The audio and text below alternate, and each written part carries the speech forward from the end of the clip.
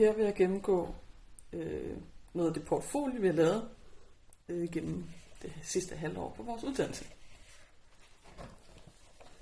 Det her lavede vi med Margrethe, som havde et udgangspunkt i de her Remida-metode.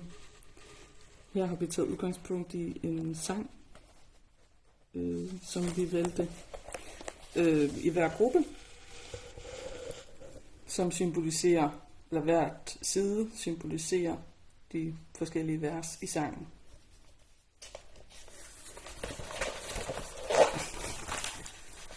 Det her er et eksempel på nogle af de rum, vi lavede med Nana.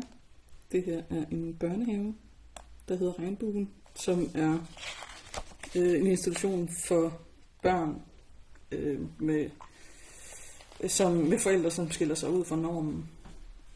Så det er det skal vi forestille at være en mangfoldig børnehave. Her havde vi Nikolaj omkring mangfoldighed og seksualitet. Det her er et billede, hun har her lavet, som fokuserer på nøgenhed. Og her har vi aktivitetshjulet med den indre kreds og den ydre kreds, som alle sammen påvirker vores energi i aktiviteten. Det gennemgår vi mere om i opgaven.